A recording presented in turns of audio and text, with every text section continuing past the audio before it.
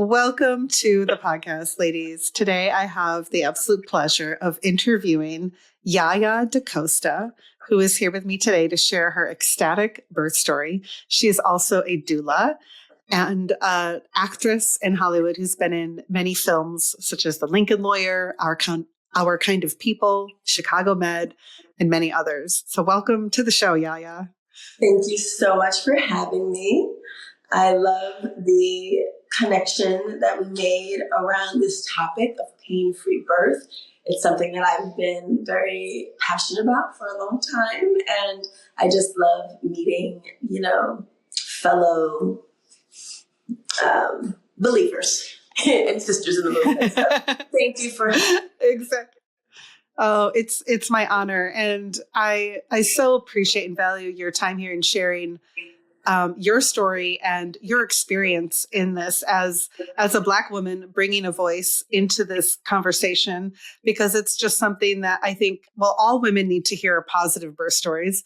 But I think especially, as you know, Black women have much higher risks and the outcomes are not as good. And so I think it's even more important that we hear from stories like yours and that we have representation to share births from. Yes, representation. And I will represent forever and ever. Thank you for having me. Thank you for being here. So tell us about your birth, which you said you had a home birth and an ecstatic birth. I'm dying to hear the details of this. I haven't actually heard the story yet, but I just know it's good because when you share it, I was like, oh, I have to connect with this woman. Yes. So I did. I had an ecstatic home birth. I, at the time, was living in Brooklyn, New York. And, it's like, where do I begin? Well, I'll start with I read a book when I got pregnant called Parenting for Peace. And one of the passages talked about the way that information about the world that the baby is coming into is transmitted to the baby in the womb, even before they ever, especially in the last month or two, because they're so conscious and they're preparing themselves and they want to know, is it safe out there? Right? My birth, with my mom, I think was also something that made me intuitively kind of aware of this phenomenon, because she was very busy and kind of stressed and dealing with my older siblings and didn't actually know that she was pregnant with me until after 5 months. Wow. She was experiencing back pain, went to the hospital, got an x-ray, and the doctor told her she was pregnant. And so that's a shocker at that stage. Right. And it does happen, right? Because I was confused. I feel like when I got pregnant, I knew at conception. I was just like, how do you not know? But when I started talking to pregnant women and also seeing and hearing about more stories like this, there's so many things that can get in the way of being in tune with what's going on in your body, especially if you have irregular periods or if you're experiencing stress for any reason. It happens, right? Yeah. And so there were some things about that, and then compounded by the kind of busy lifestyle, living in Harlem, New York, doing many different jobs at once, that kind of made me not sure about birth. It was so when I came out, as a little girl, they noticed that I had tics, and I was told by a doctor that I had Tourette's syndrome. And people would notice and be like, oh, what a cute little girl, but why is she doing that? And I truly believe that this nervous system dysregulation, this feeling of discomfort inside of this body started in the womb. Yeah. And so when it was my turn, I was so vigilant and militant about what I allowed into my space, and how I had to be very in tune with myself and my own thoughts and emotions as well. So if I were say to go out to the post office and there was a really long line, if I'm standing on line and I start to feel irritated or get mad or whatever, I would just leave. I'd do it the next day or give it to someone else to do, because I just felt so sensitive to everything. I think a lot of pregnant women do feel a heightened sensitivity, a heightened sense of intuition. And I felt it a lot. I was so sensitive that my first trimester morning sickness actually lasted the whole time, the whole almost 10 months. And I really there wasn't much that I could eat, from the back. You could not tell I was pregnant. Like, it all went to the belly, pointing straight out in front of me.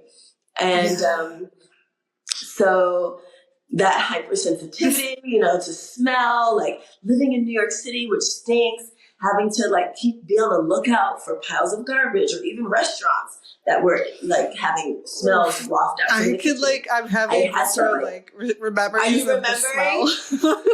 I'm so to be pregnant in New York City.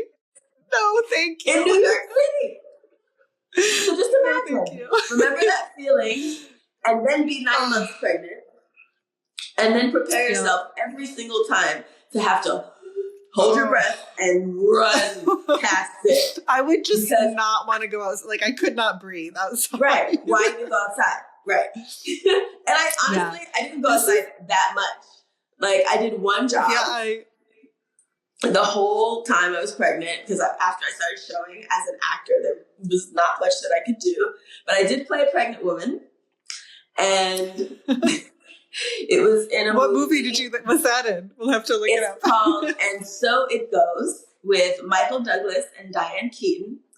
And in one of my scenes, I'm, of course, helpless, and the baby's coming, and Michael Douglas saves the day. So it was so intense, and I'm screaming and, carrying on and panicking and laying on his couch, and he's freaking out because he doesn't know what to do, and it's just hectic. And we've seen this over and over and over again. Yes, the common Hollywood portrayal of birth. You actually played that woman in a movie. I played the woman in a movie, okay? Wow. And at the time, I was happy to work. I was so against the job, what I had to do in that scene, that I made sure that when the director called cut, I removed myself from the stage. I would go and find a corner and just meditate. I would talk telepathically to my baby and let him know, this is not how it's going to be. All is well. This is make-believe. I was just so concerned. Your baby is having a human experience in the womb. And so many women discredit this and just act like that baby doesn't exist for 9 months until it's born. And I'm like, no, your baby is conscious. It feels your emotions. It's bathed in your hormones. I actually had a really similar experience to you. It's so, I love that you're bringing this up, because I tell women this all the time. So when my mom was pregnant with me, I was the firstborn. She was not in a good space in her life. She was in a rocky marriage.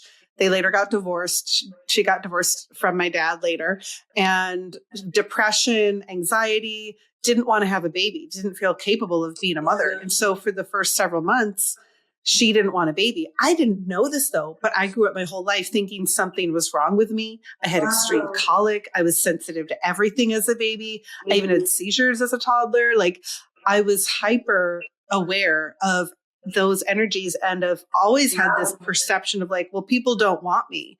And it was in my 20s that I got the revelation that actually came from the womb, and my mother's rejection at the time. Now, she loves me, of course. Like, we have a great relationship now, but as a vulnerable pregnant woman in a bad place in her life mentally, that imprinted on me as a baby with my brain still forming.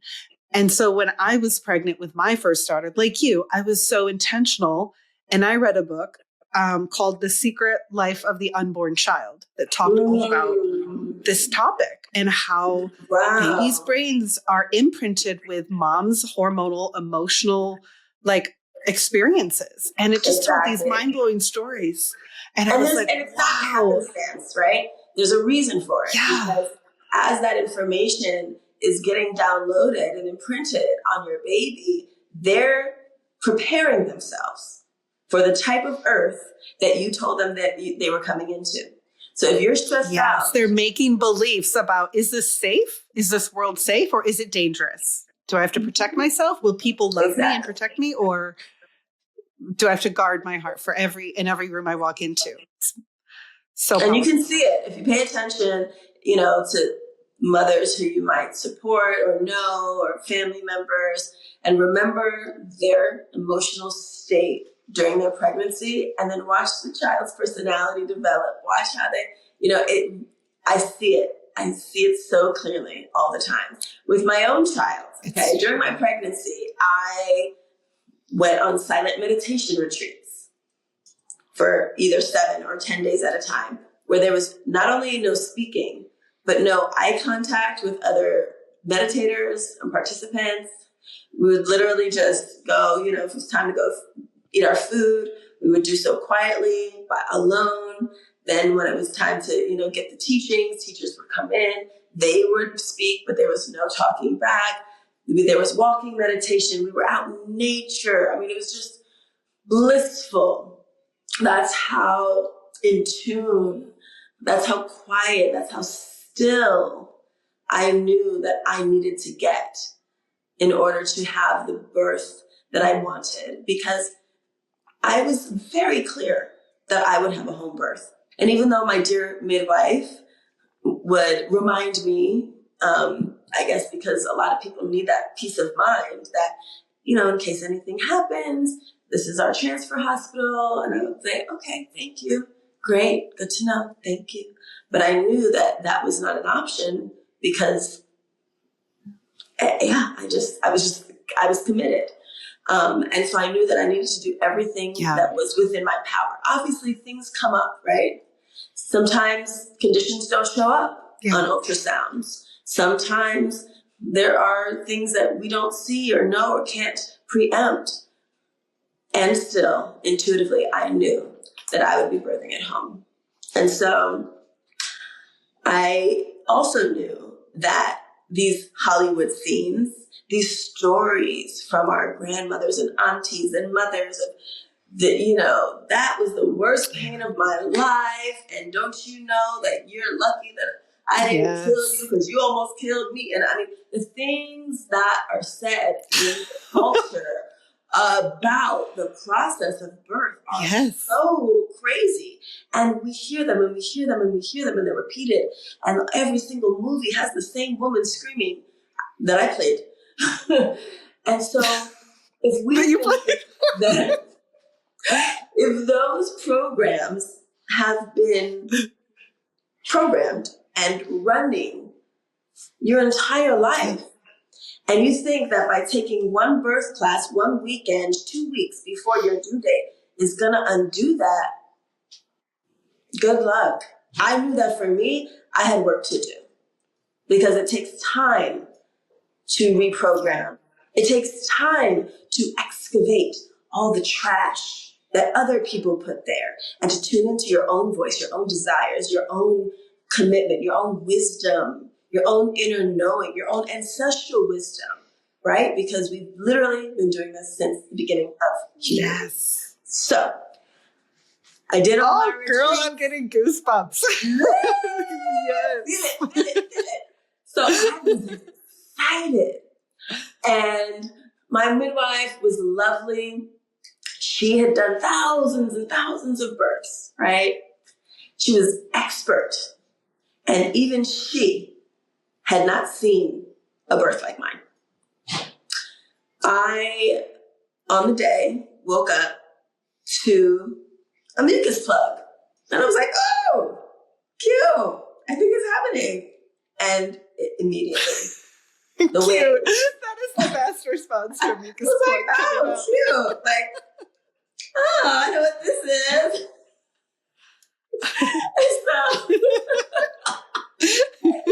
So I was like, I love it. getting ready, but I had a busy day ahead of me. I had a new refrigerator being delivered. I had a bassinet being delivered. I had some grocery shopping to do, some neighborhood errands to run. And I just went about my day doing it. And it was, okay, so this is what happened. After, let's see, was this? Yes. I was in labor.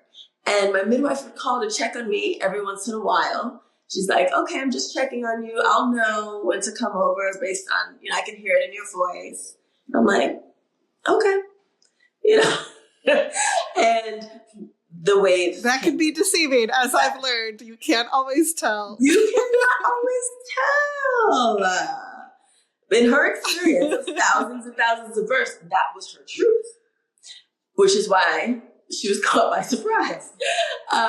And so I, ran my errands, and I remember the deliveries coming, and I was like talking to the delivery men and signing the paperwork, and I would be mid-sentence and say, excuse me one second, and just walk around the corner from the hallway and bend down, breathe through a wave, and then it would be done. I'm like, okay, hi, and then come right back. Okay, sorry, I was saying that, okay, you can sign right here. Okay, thank you, bye-bye. Close the door, another one. Right, just quiet, right? And I'm aware of the power of the voice. I use my voice on stage, on film and TV. I support other mothers, even at that stage. As I had been a birth worker for 3 years, and I had a few moms who were vocalizing, and I saw the power of dropping into that primordial roar, and still my body was not interested in that. I was silent. I decided to take a long walk, and so my son's dad and I went on a walk, and it was so funny because he thought he was being so supportive and like, I'm taking you on this walk. But then he would like try to lead or like decide to turn a corner across the street. And I was like, I'm sorry. I'm in labor.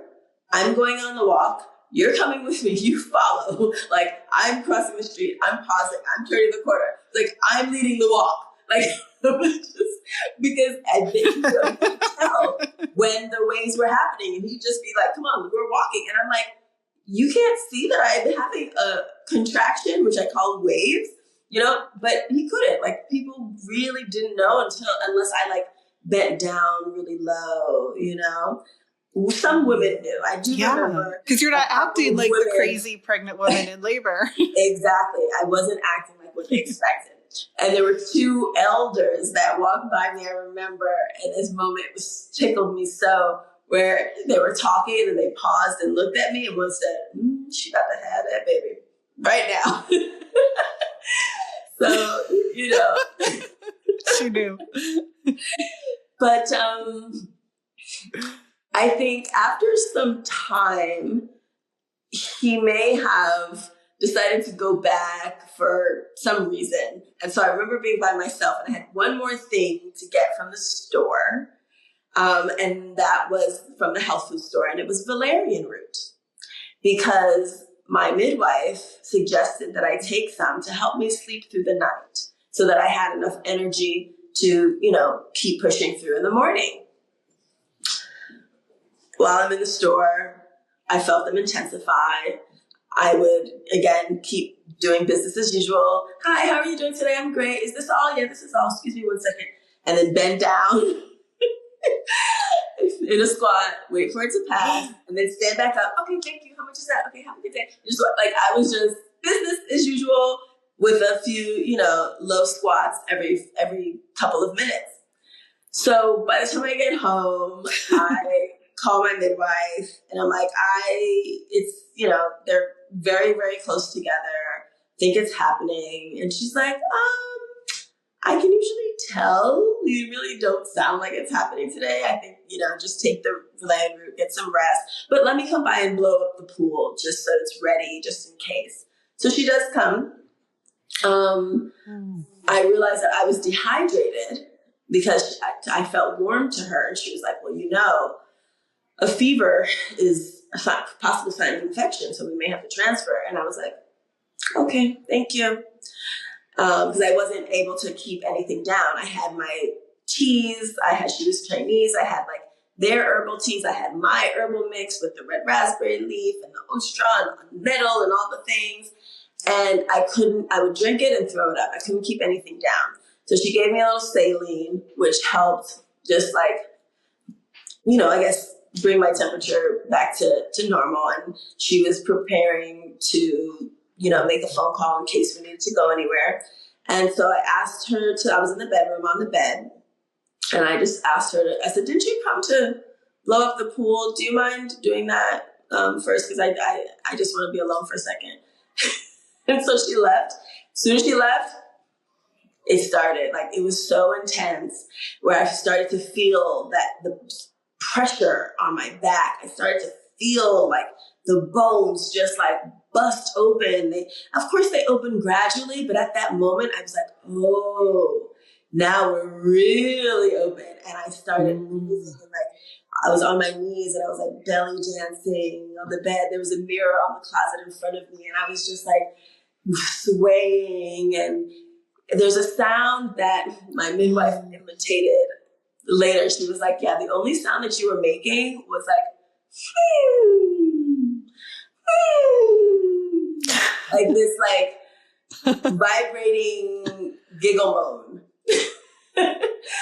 And I remember doing that and just feeling like this is the most incredible experience, even with the pressure that many would call pain, even with all the intense sensations. I, as a yogini, knew that I had the agency and the authority to define these sensations for myself. And I actually found them to be not that different from the intense sensations that we may feel during lovemaking. And so I just flowed with that. And I do remember having an out-of-body experience. At one point, I was watching myself from above. And then I remember the part of me that was still in my body. Something told me to stand up, get off the bed and stand on my feet. Once I stood up, it was as though these huge hands, I like to think of them as Mother Earth's hands, grabbed my hips and pulled me down into a deep squat. And I was like, oh, I need to poo.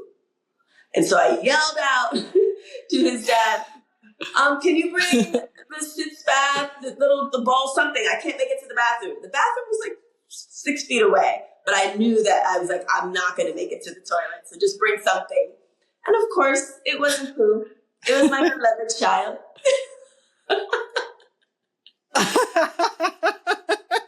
The sign that all midwives know that it's not poo, it's the baby's head.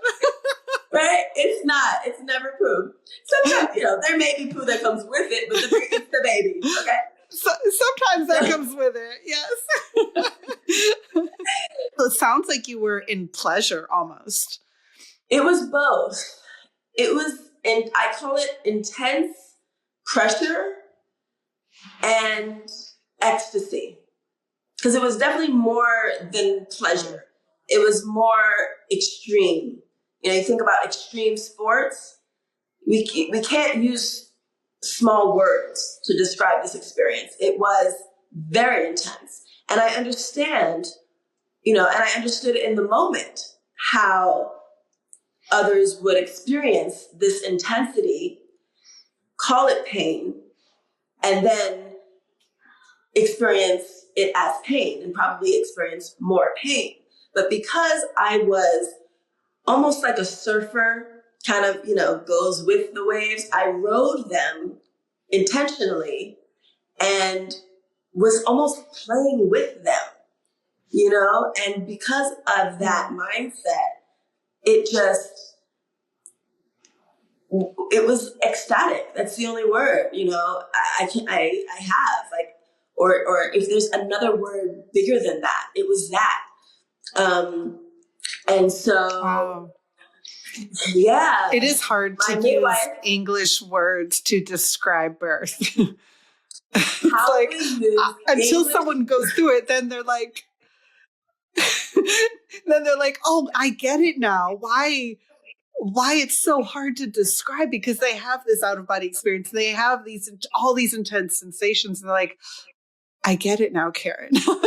Yeah. And so, what you're describing lines up so much with many birth stories I've heard, and just the bigness of those feelings, the ecstasy and the pressure, what could be pain, but then also knowing, like, pain feels different. It's like connected to suffering.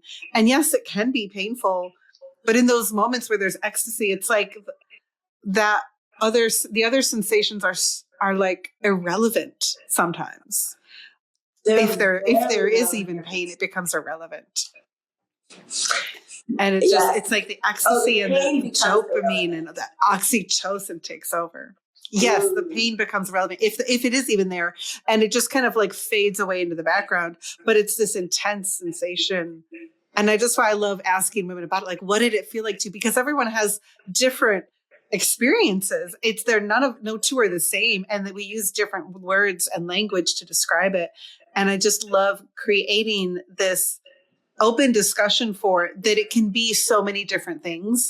It can be so many things at one time, and it can be so different for one woman and another woman. And it doesn't have to all look the same. Exactly. And that's the thing, for me, one of the things that drives my passion in this space so much is that I believe that everyone deserves to know that all these things are possible.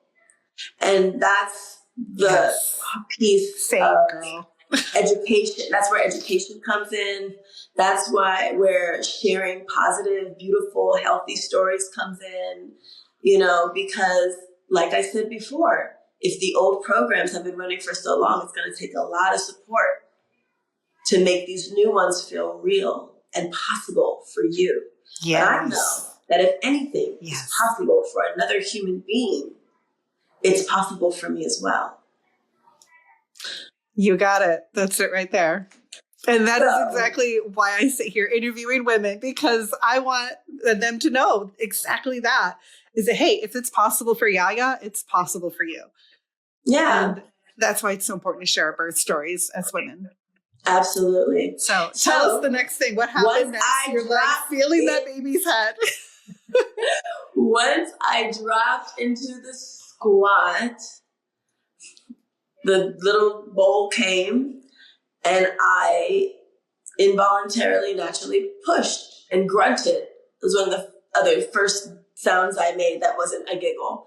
And my midwife came running in from the other room and was like, "Are you pushing? What? Like, she was in complete shock. And I was like, it happened. I grunted, but I didn't do it on purpose, But because of her, kind of being unprepared and being in shock, she came around, she looked, and then she looked at me with confusion and awe and probably a little bit of embarrassment mixed in, and then reached for her mirror and put it in front of me so I could see the head. She's like, "Well, that's the head. So whenever you're ready, you can have your baby." Was it out already? It wasn't all the way out. It was just the head, a full head of hair. It was just the top of his head and all You that could hair. Yeah, was- you could see it starting to crown. Yeah. Okay. Oh, that's It's like it. that. Okay. So it's game time, baby. It's game on. So I'm like, okay. And this is my first birth. This is regardless of how many births you've seen or supported, there's nothing you haven't done it until you've done it, right? And so because I was new and I trusted her and her expertise, me picking up on her excitement, right? Because her shock then turned into urgency. Meanwhile, I was chilling this whole time. But suddenly she was like, well, go ahead and have your baby. And I think that made me kind of come back to like fully in my body, fully in my mind, present with her, as well as the baby, but shifting focus. And then it became about not quite like the hospital, not scenes in the movie, not like the hospital scenes in the movie, but there was a slight departure at that moment, which caused me to like effort a little bit. And that's really the only regret that I have when I think about it. And it's not even a regret. It's just something that I learned. And I was like, even when the head is there, still take your time. Yes, especially when the head is right there. Take your time. Let those shoes so you don't tear. Right? Let it do what it needs to do. At every single stage. And I think I pushed maybe 3 times. Thrice was tops. And he just slid right on out, picked him up onto my belly. I never found out via ultrasounds the gender. I actually didn't care because he was on my stomach for quite a while. Where did you deliver him? Did you make it to the tub? I was on the floor in my bedroom. I didn't even walk anywhere. I was from belly dancing on the bed to hearing the voice say, get on your feet, to immediately feeling the hands pull my hips down, to being in a squat, to pushing, he's here. It was like, pop, pop, pop, pop, pop. It was so fast. And that's what happens when you're in another realm. Correct. I had spent some time in water before getting on the bed. I skipped that part. After the walk, I filled the tub, laid in there for a bit, but then wanted to get out. And he had all of the alertness, all of the strength, held his head up, army crawled up the chest, found the nipple, and immediately started eating. I was like, oh, this is incredible. It was like so he did the crawl to the breast on his own. Immediately. It wasted no time. How long did that take? Minutes. It was so fast. It feels like in my memory, it's seconds. But yeah, it was so fast. And I do wish that I had an exact number, because I would have been like, oh yeah, I watched the video a billion times and this is what it is. I don't have a video because as someone who works in front of the camera, like I didn't want the presence of a camera to alter my experience. Now that I know if I do it again, I will be I'll be like, cameras everywhere, get angles, we're going to edit this, it's going to be so cool. Production team.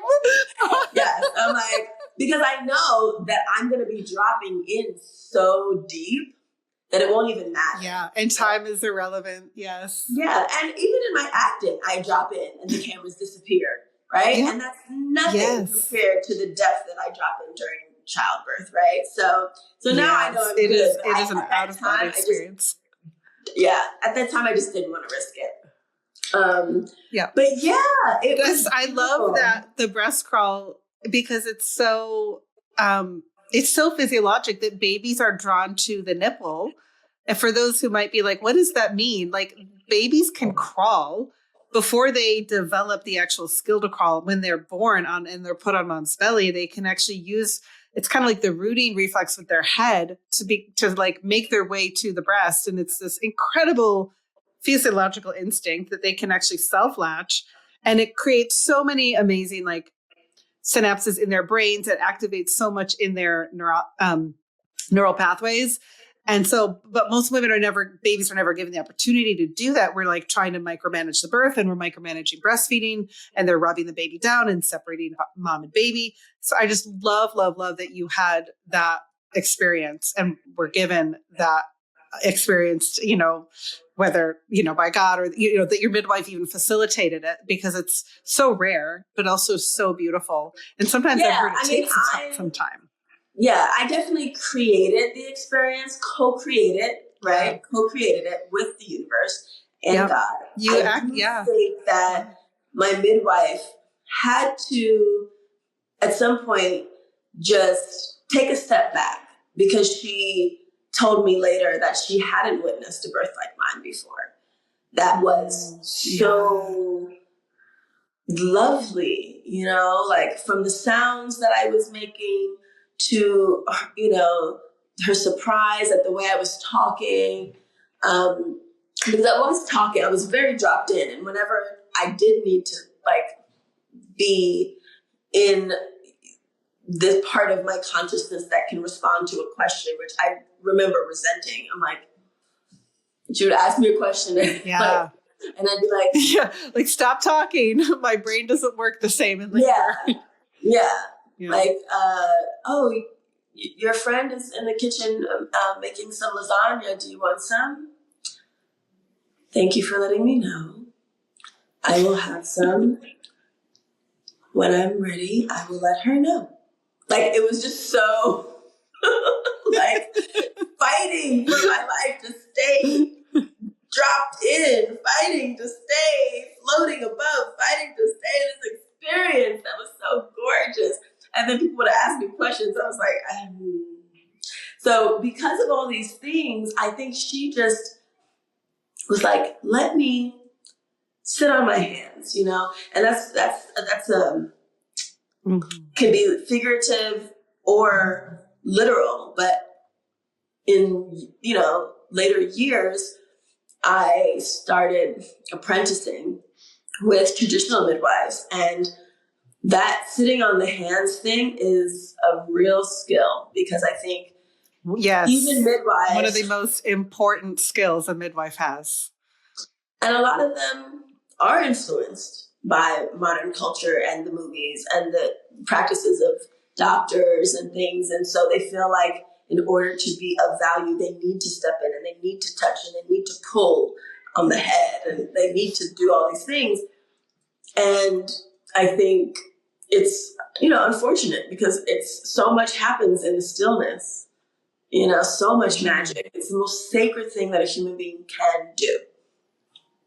And the hands-off approach is the one that produces not just the best outcomes a lot of the times, but also the best and most empowering experiences for mom. Because it empowers her intuition. We are being reborn when we give birth every time, every single time. And so who is being born? Because I'll tell you what, a pregnant woman walking around, a lot of times that belly is a target, and you'll get unsolicited questions and storytelling time from women on the street, especially the elders. And they want to tell you their birth stories and they want to give you advice. And you can just hear the trauma. You can hear the regret. You can hear the pain. They don't get over it. It's been decades and they're talking about it as though it happened yesterday. And so this is something it's not just about the birth. It's about the woman that is being born through her child's birth and the stories that she continues to tell about herself, about her abilities, about her power, her experiences for the rest of her life. Yeah. So I think my midwife saw that I was good, and she just kind of sat on her hands. You know, she knew that I wanted her to leave the placenta, leave the cord alone. She knew that I was going to take my time birthing the placenta. You know, she knew all of these things, and she did it. So it wasn't about, you know, nobody let me like do what I did, and nobody let my baby crawl up and find the breast. It happened. We claimed our space, and that's what I want women to be doing. That's what I want us to be doing. Reclaiming our sacred births. So that's my story. I sat on the bed. And the best part, no, it was not the best part, but I'll tell you the cherry on top was that I made my way up to the bed. You know, she weighed him and measured him and, you know, started writing things down. And I just held him, left all that yummy vernix on. I was like, ooh, don't touch. You know, we good, you know. And then just held him. And one of my besties, who was my roommate in high school, came and brought me half of the tray of lasagna that she had been in the kitchen cooking. And I ate the whole thing. I was like, I can eat again. You've been waiting 9 months for that, girl. I had no idea that the hormones just like immediately after he came out, my whole physiology switched, all my hormone levels regulated, and I was voraciously eating everything inside. It was incredible. I was like, I did not know that it was like instantaneous. Yeah. Oh my gosh. I love it. And you're so right in saying like, nobody let you do this. Like, thankfully she didn't interfere and interrupt that sacred process. And I think that's a sign of a midwife who's tuned in enough to know, oh, she knows what she's doing. Because it's so interesting. My midwife said something very similar to my doula that she then told me later. She said, I've never seen her follow a mother's lead, especially a first-time mother, the way that she followed your lead. And I was like, that meant so much to me because I felt so in my power. And I just knew what I needed. I knew what I wanted. And she energetically was following my lead rather than directing me, which I think more often is probably the case because they're used to that. And also mothers are not used to standing in their power, especially as a first-time mother. They're following the lead of the doctor or the expert, even if it's a home birth with a midwife. We're still giving our power to them. And so I just love that distinction that nobody let you. You claimed it. You claimed your birth. Every step of the way, you claimed your birth with your son. And what an incredibly beautiful testimony it is.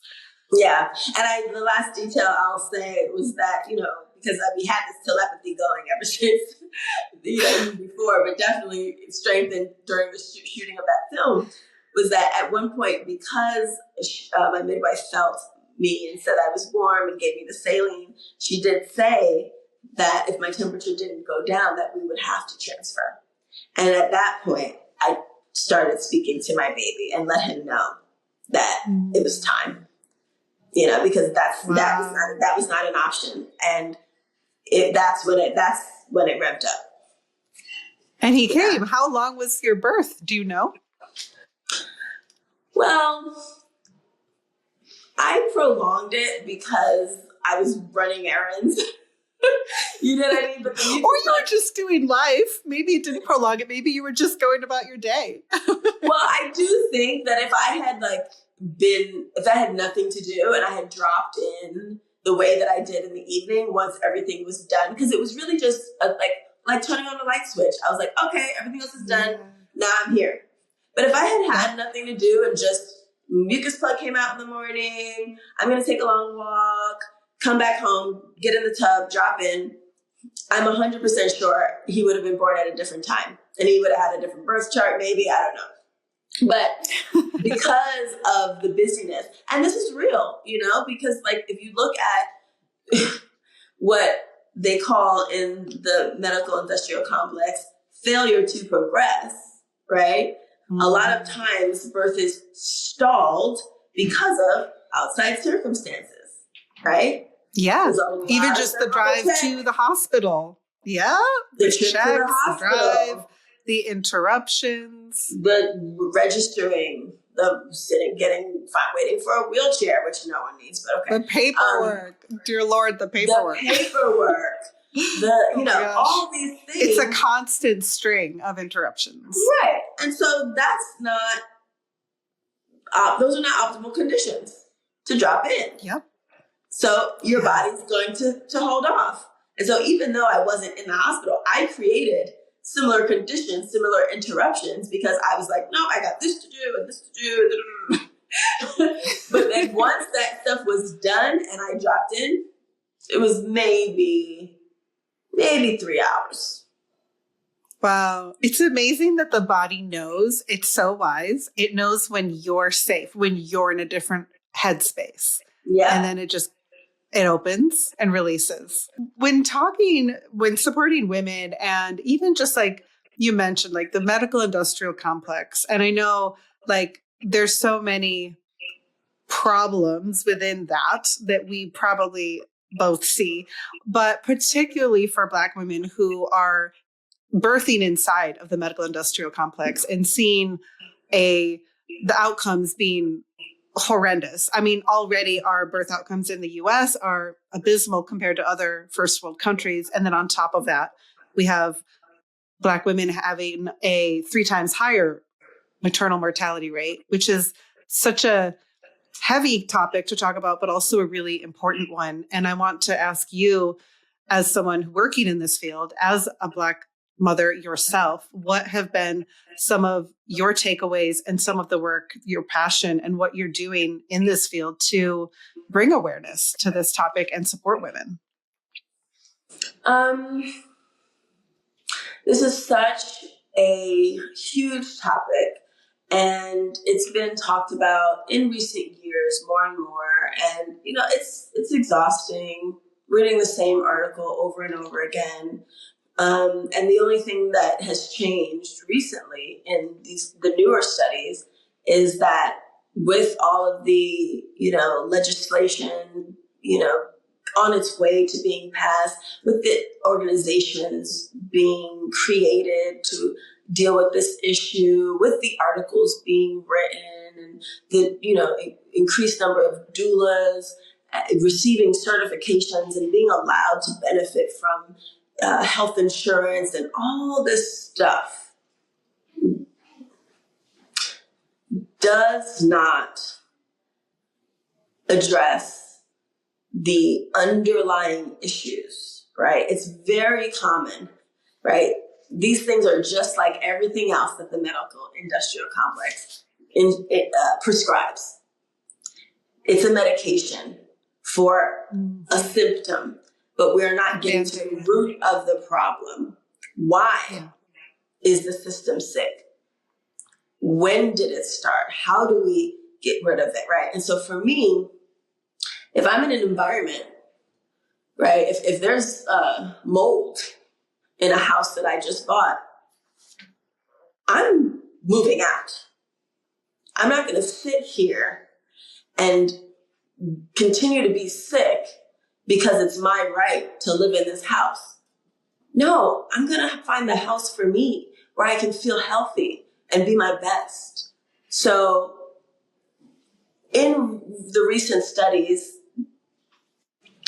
because of all of these Band-Aids and prescriptions, the numbers of maternal mortality have decreased across many different demographics: white women, Hispanic women, Asian women, Indigenous women, every category except Black women. Black women's statistics have actually gotten worse. So for me, as someone who has worked in the hospital setting, in the birth center setting and in the home setting, I'm very clear about what I believe the solutions are. And, it's interesting because a lot of the same issues that pregnant women face in their doctor's visits and during their births in hospitals we kind of experience as Black birth workers the residue of, right? It's like there's a lot of dismissing, there's a lot of combativeness, there's a lot of challenging you and what you think and you're, speaking for her, but it goes against what we believe. And it's like, it feels like a battleground. And a battleground is not a place to have a baby. So Right. Why do we keep doing it? Because we're told that it's safe, but we have evidence that it's not. So as far as I'm concerned, whatever the statistics show, there's research about this cause and that cause. I know that the only time I got respect in the hospital setting when supporting a birthing mama was when I wore scrubs and when they felt like I was familiar because maybe they had seen me as April Sexton on Chicago Med, but didn't really register that was why.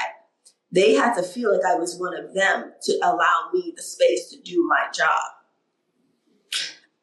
Their implicit bias made them defensive and made them feel like I didn't belong there, not just as a birth worker, but as a Black birth worker. People are very unconscious of their prejudices. They'll deny it, but those who feel it know it, right? And so it's just it's actually how the system was designed. So many of the medical advancements that have been made were made at the expense of Black women's bodies.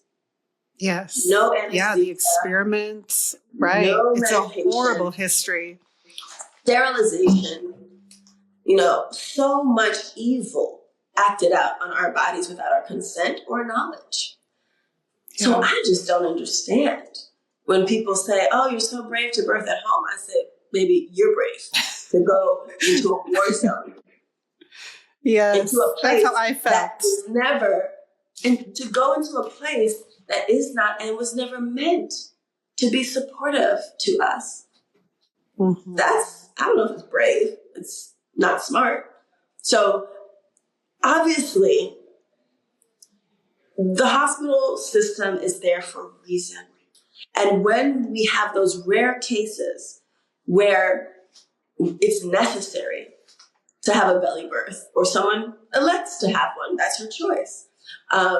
Cases where something unexpected happens and we need them to save the day with the machines and all of that, thank goodness it exists. The truth, though, is that it's used so much more than it is necessary.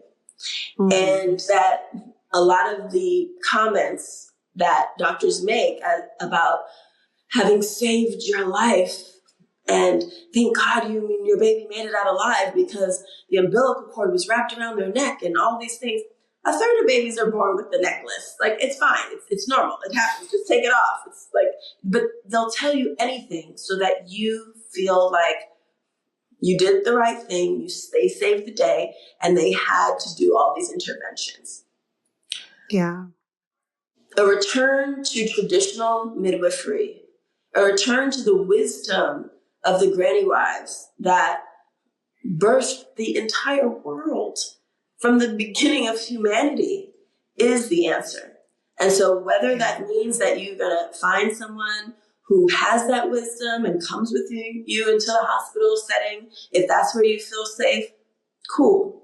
Whether that means that you want to have her bring her big bag of tricks, because they really have everything. Like, they have a lot of stuff. People think that, like, it's two extremes. Like, either you have a hospital that has all the things, or you have a midwife and all she has is, like, a blankie. Like no. They are professional. They have that's how they bring a hospital with them to your home. Literally. They have everything you need. Everything but the OR room. And they have skills that doctors Yes. aren't trained in. They know how to turn a breech Yes. baby. They know how to have a breech birth if the baby doesn't. They know how to turn. resolve shoulder dystocia without cutting you and dislocating baby's shoulder. It's so many skills, and I have to give credit, as I know you know too, that these granny midwives, these Black midwives in the South, carried on this wisdom when it was in many ways eradicated as women went into the hospitals to deliver. And thank God that they passed on this wisdom to many midwives today, and they truly deserve the credit for that.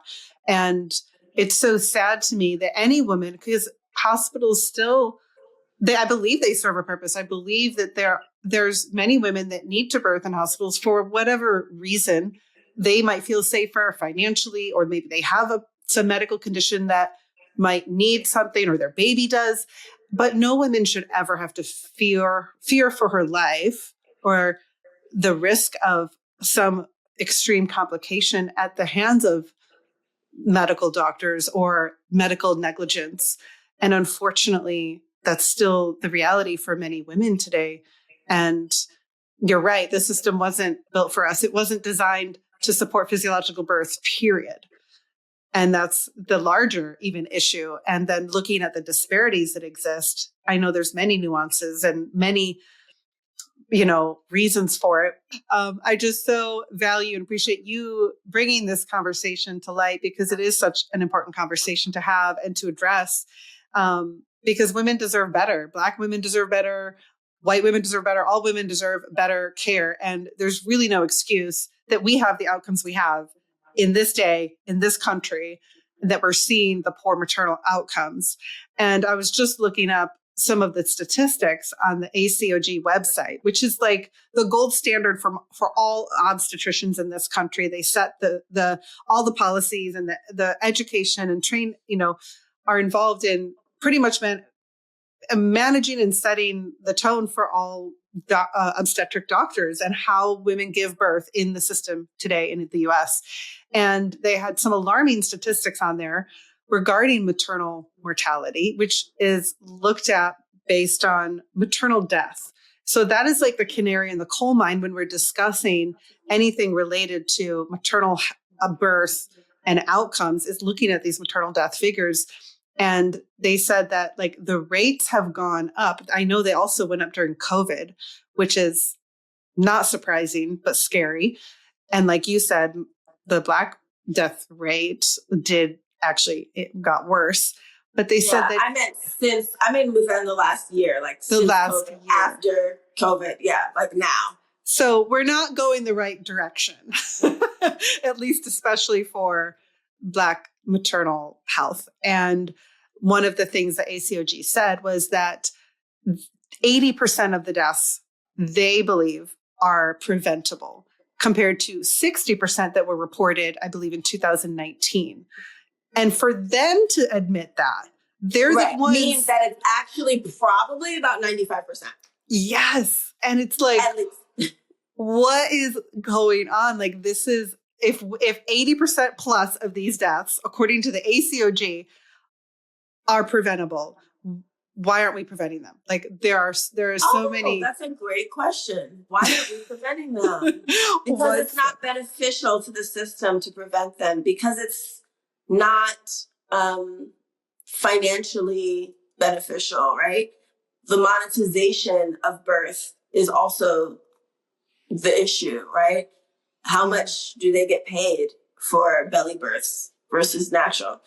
If you're taking too long, according to whatever criteria they have invented, that it contradicts nature's criteria about what too long is, what failure to progress is, it's really just about convenience, right? My shift is about to end. Oh, I have to go to my son's soccer game. I want to eat dinner with my wife, and this B word is in the way of me leaving, and it's just annoying. Just tell her that, the baby's heart rate is up and she has high blood pressure, and tell her that this is, I mean, listen, I've heard so many things.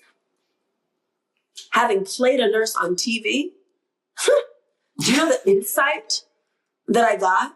Do you know how comfortable nurses were talking to me, telling me about what goes on, the conversations, the instructions that they receive, that even if they don't agree with it, they feel conflicted, they have to follow the doctor's orders, the guilt that they admit that they have, to me, that was a huge blessing.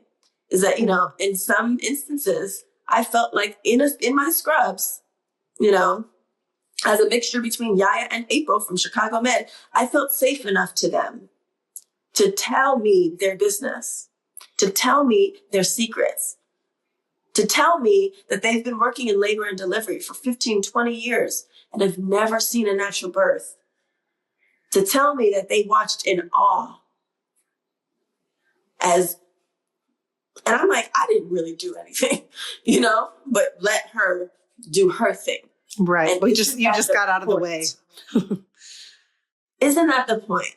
Yeah. Let her do her thing because she knows how. And I think that really is so much of what's being like cycled through in the problem is that they're trying to address the issue with more management, more interventions, more policy, more control. And you're never going to improve birth outcomes in this country where there's already so much medicalization. More medicalization of birth, more management, more control doesn't help. It actually makes the problem worse. Mm-hmm. But they're trying to save the problem, to fix the problem with the same kind of thinking that created the problem. Yes. And we all know the famous quote that tells us that type of thinking is madness. It's crazy. Yeah. It's delusion. Doing the same thing over and over again. Yeah. So as far as I'm concerned, especially for Black women, there needs to be a cultural shift to where we go back. Where we give thanks for the existence of the hospitals for the 5% that might need it. Because 100 years ago, 90-something% of births were at home. Yeah. And now it's switched, where it's 99% of births are in the hospital, right? But the outcomes are not better. So they're actually worse. How crazy is that? Yeah. Maybe the midwives knew something. And thank goodness, like you said, that they imparted the knowledge onto some younger women who are out there doing the work, saving lives. One of those women is Sumaya Franklin. She's the midwife who I apprentice under, and she actually has a festival in honor of Black Maternal Health Week. It's the Black Maternal Health Festival. It's not a conference. It's not a seminar. It's a festival. We're going to be celebrating Black vitality, Black agency, Black self-determination, Black choice, and educating people about the benefits of returning to the wisdom of the traditional midwife. And I'm so excited that I'm going to be the host of the festival. Oh my gosh, that's amazing. Yes, it's the inaugural festival from April 11th through 17th. And if you get a VIP ticket, you get to have a special conversation access, among other things, to a talk that I'm doing on the 10th. So, but I'll be hosting the whole thing. In person? It's virtual. All virtual. So anyone can join. Love it. Anyone can join anywhere in the world. And we have people joining from Colombia, where I've been with her doing work and studying under the Granny midwives there. Uganda, where we're going later this year to do some work with midwives there. Europe, South America, everywhere. Mexico, we have people tuning in. Yes. And it just is learning. Not just about the States. It is a global movement because we all are dealing with versions of the same thing right now. Mm-hmm. And it is time for us to put our foot down and take charge of our destinies, of our communities, and the future of our babies. Wow. That is such an important work that you're doing, and that you're bringing together so many different voices and people from all over the world, because we have a lot to learn. We have a lot to learn from other countries. I'm sure they can learn from us. And when we come together, you're so much stronger and you can actually impact change. And can I just say, like, I love that it's a festival, not a conference. Like, you're celebrating that heritage, you're celebrating that history, and what a beautiful thing. So I will put the link to that festival in the show notes for anyone interested. Look up her information, check out that festival. If you want to follow Yaya, she's on, what's your Instagram in case women want to connect with you? My Instagram is at Yaya DaCosta, YaYadaCosta, the Portuguese spelling, not the Spanish. The Sumi's Touch, SUMISTOUCH, is the handle of the midwife who is organizing the festival. The link to the festival to get tickets is in her bio. It's in my bio. I look forward to seeing some of you there. Amazing. Thank you for coming on the show. Thank you for sharing your incredible birth story. And I'm positive it inspired many, many women. And just thank you for your time. Thank you so much for having me, Karen. You're lovely. All right, ladies. We'll see you next week.